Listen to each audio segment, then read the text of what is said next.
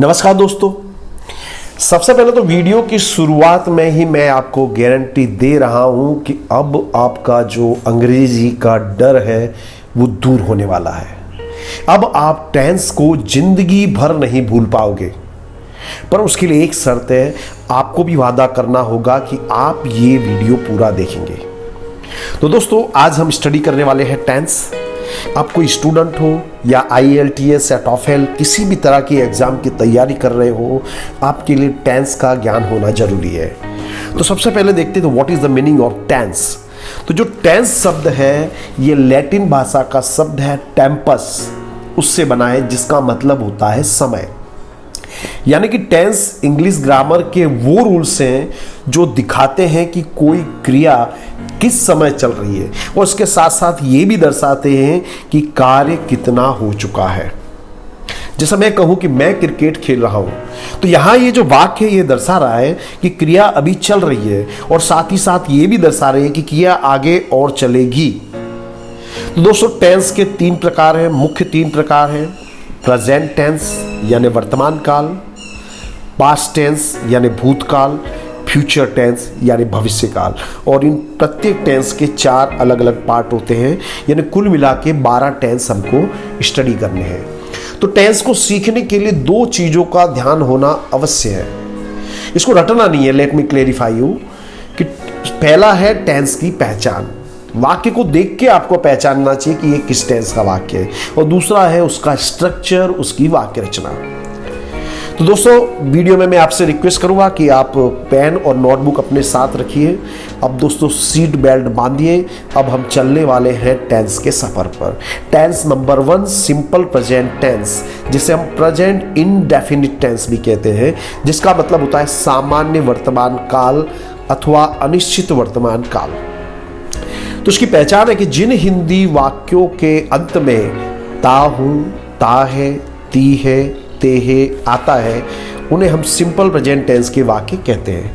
जैसे वे हर रोज क्रिकेट खेलते हैं, सूर्य पूर्व में उगता है, गाय घास खाती है। इन वाक्यों के अंत में देखिए ता है, ती है आ रहा है।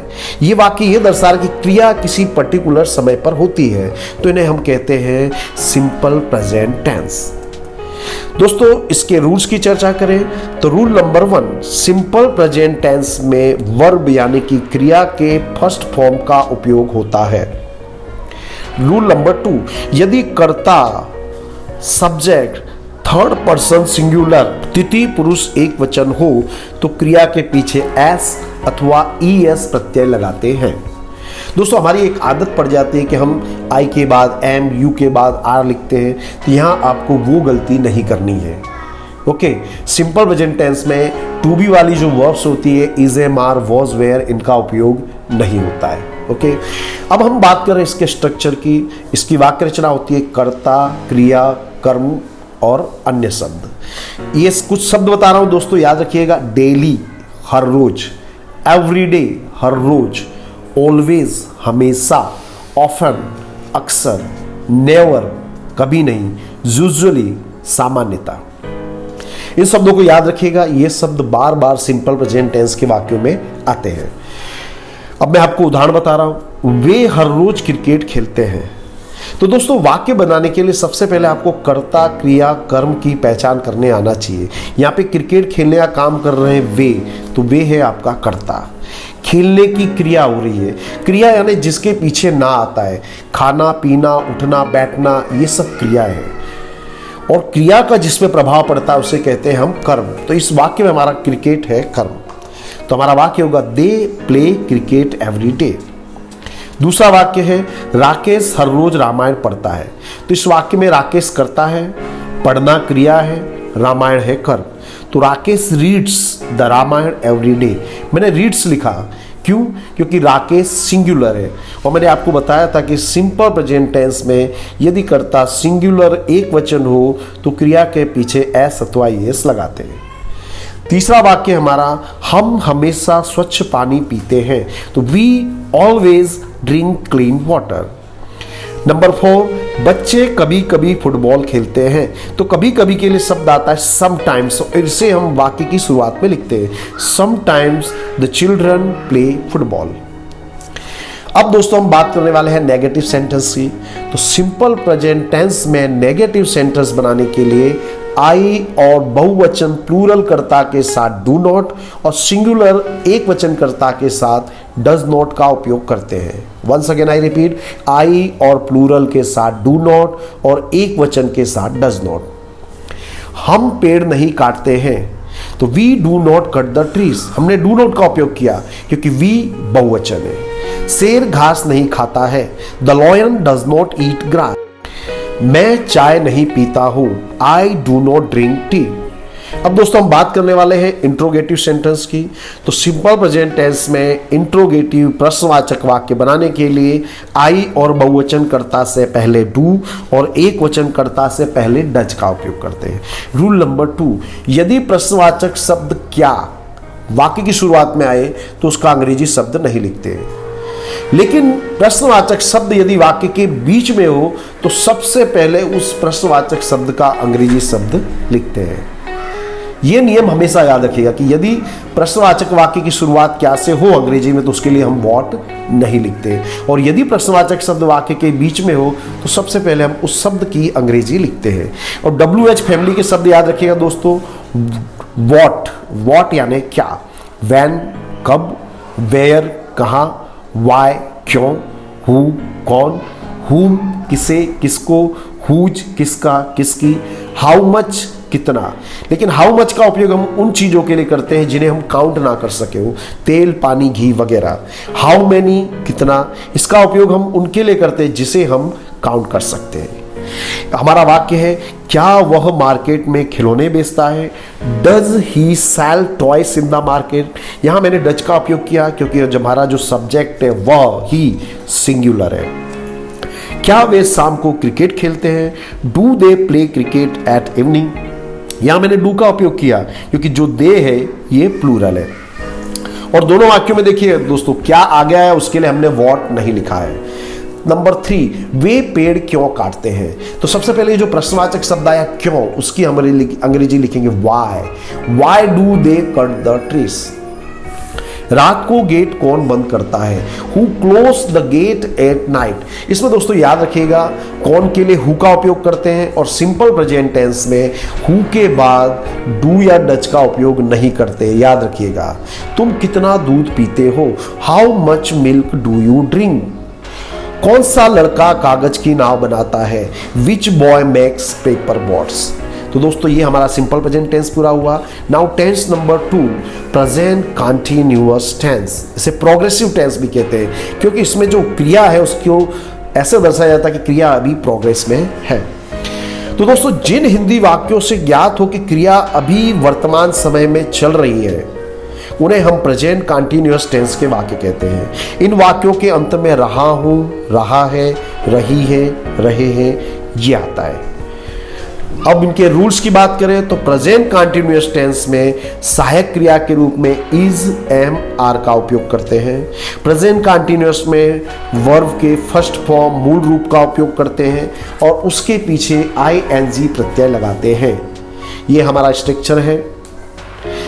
स्ट्रक्चर को ध्यान में रखिएगा।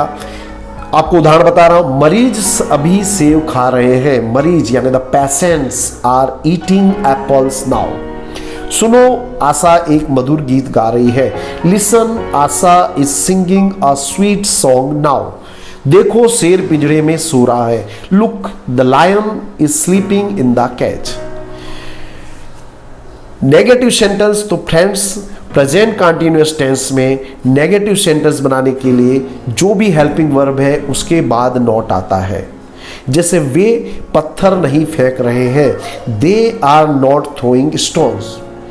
मीना रेडियो नहीं सुन रही है, Meena is not listening to the radio. Now interrogative sentence. तो प्रेजेंट कंटीन्यूअस टेंस में प्रश्नवाचक वाक्य बनाने के लिए कर्ता से ठीक पहले इज, एम, आर जो हेल्पिंग वर्ब है वो लिखते हैं। उदाहरण देखिए, क्या वे अभी टीवी पर क्रिकेट मैच देख रहे हैं, are they watching cricket match on TV now. यहां दोस्तों क्या वाक्य की शुरुआत में आया है इसलिए इसमें हम व्हाट नहीं लिखते हैं। सेकंड है, क्या सुनील अभी अखबार पढ़ रहा है, is Sunil reading newspaper now. वे प्रिंसिपल की केबिन पर पत्थर क्यों फेंक रहे हैं? तो यह जो प्रश्नवाचक शब्द क्यों वाक्य के बीच में आया है, सबसे पहले हम उसकी अंग्रेजी लिखेंगे why are they throwing stones at the principal's cabin? आप मुझे उत्तर क्यों नहीं दे रहे हो?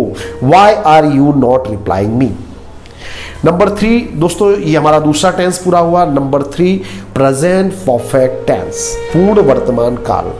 तो जिन हिंदी वाक्यों से ज्ञात हो कि क्रिया भूतकाल में पूर्ण हो गई है और उसका वर्तमान पर भी प्रभाव, अथवा क्रिया अब भी हाल ही पूरी हुई है, ऐसा दिखाने के लिए हम प्रेजेंट परफेक्ट टेंस का उपयोग करते हैं।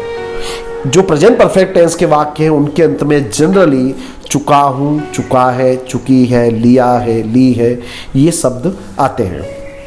नियमों की बात करेंगे, रूल्स। तो प्रेजेंट परफेक्ट टेंस में सहायक क्रिया के रूप में आई और बहुवचनकर्ता के साथ हैव तथा एक वचनकर्ता के साथ हैज का उपयोग करते हैं। नंबर 2 प्रेजेंट परफेक्ट टेंस में क्रिया के थर्ड फॉर्म यानी कि पास्ट पार्टिसिपल का उपयोग करते हैं। इसका स्ट्रक्चर देखिए, इसमें आएगा कर्ता, उसके बाद has have, third form of the verb, कर्म और अन्य शब्द। ये शब्दों को याद रखिए दोस्तों। जस्ट अभी हाल ही, ऑलरेडी पहले से ही, येट और स्टिल दोनों का मतलब होता है अभी तक, एवर यानी कभी भी। उदाहरण देखिए, उन्होंने नया मकान खरीद लिया है। They have bought a new house. मैं ये फूल तुम्हारे लिए लाया हूं। I have brought these flowers for you.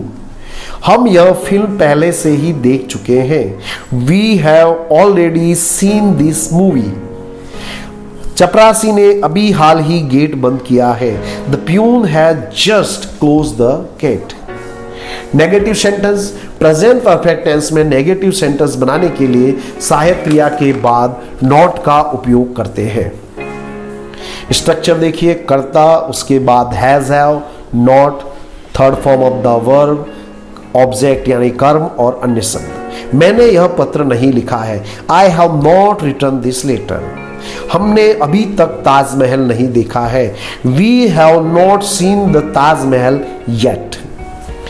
अब है इंट्रोगेटिव सेंटेंस। तो प्रेजेंट परफेक्ट टेंस में प्रश्नवाचक वाक्य बनाने के लिए कर्ता से पहले योग्य सहायक क्रिया का उपयोग करते हैं। जैसे, क्या तुमने कभी भी हवाई जहाज में यात्रा की है? Have you ever travel in an aeroplane? तुमने बाजार से कितनी शक्कर खरीदी है? तो दोस्तों, मैंने तुमको बताया था कि हाउ मच, हाउ मेनी का मतलब होता है कितना। हाउ मच उस चीज़ों के लिए आता है जिनको हम गिन नहीं सकते। तो यहाँ बात हो रही शुगर की, शक्कर की, इसलिए हम हाउ मच का उपयोग करेंगे। How much sugar have you brought from the market? यह चित्र किसने बनाया है? Who has drawn this picture? चोरों ने खजाना कहाँ छिपाया है? तो where have the thieves hidden the treasure? अब दोस्तों, चौथा टेंस है हमारा प्रेजेंट परफेक्ट कंटीन्यूअस टेंस, चालू पूर्ण वर्तमान काल। तो दोस्तों, जिन हिंदी वाक्यों से ज्ञात हो कि भूतकाल में अमुक समय पहले क्रिया शुरू हुई थी और वो क्रिया अभी भी चल रही है, वो क्रिया वर्तमान समय में भी चल रही है, उन्हें हम प्रेजेंट परफेक्ट कंटीन्यूअस टेंस का वाक्य कहते हैं। इन वाक्यों के अंत में से रहा हूं, से रहा है, से रही है आता है। प्रेजेंट परफेक्ट कंटीन्यूअस टेंस में आई और बहुवचनकर्ता के साथ हैव बीन और एक वचनकर्ता के साथ हैज बीन का उपयोग करते हैं। प्रेजेंट परफेक्ट कंटीन्यूअस टेंस में first form of the verb का उपयोग करते हैं और उसके पीछे ing प्रत्यय लगाते हैं। इन दो शब्दों को याद रखिएगा दोस्तों, सिंस और फॉर। सिंस और फॉर दोनों का मतलब होता है से। Since shows point of time, ये दर्शाता है कि क्रिया कब शुरू हुई। फॉर दर्शाता है पीरियड ऑफ टाइम, कि क्रिया कितने समय से चल रही है, उसको दर्शाने के लिए हम फॉर का उपयोग करते हैं। तो स्ट्रक्चर है हमारा कर्ता, उसके बाद has have, been, first form of the verb, ing और कर्म। बच्चे 2 बजे से टीवी देख रहे हैं। The children have been watching TV since 2 o'clock। यानी बच्चों ने 2 बजे टीवी देखना चालू किया था और वो अभी भी देख रहे हैं। Therefore it is present perfect continuous tense. वे पिछले 2 घंटों से फुटबॉल खेल रहे हैं। They have been playing football for the last 2 hours. Negative sentence present perfect continuous tense में नेगेटिव सेंटेंस बनाने के लिए हैज हैव के बाद नॉट का उपयोग करते हैं। मैं सुबह से टीवी नहीं देख रहा हूं, तो I have not been watching TV since morning. Rakesh कई दिनों से पढ़ाई पर ध्यान नहीं दे रहा है। Rakesh has not been paying attention to his studies for many days. Interrogative sentence बनाने के लिए हैज और हैव जो है वो कर्ता से पहले आता है। उदाहरण के लिए, तुम 2 घंटों से क्या कर रहे हो, तो what have you been doing for the last 2 hours. आप इस स्कूल में कब से पढ़ा रहे हो, तो since when have you been teaching in this school. तो दोस्तों, मैंने आज इस वीडियो में आपको 4 टेंस का नॉलेज दिया है। आई एम श्योर आपको कंसेप्ट पूरी तरह से क्लियर हो गया होगा, और इसके साथ साथ मैंने डिटेल में सिंगल एक करके टेंस भी समझाए हैं, वो उसके वीडियो भी आपको अवेलेबल है। तो दोस्तों, चैनल को लाइक कीजिए ताकि आपको लेटेस्ट अपडेट्स मिलते रहें। Have a nice day. Thank you very much.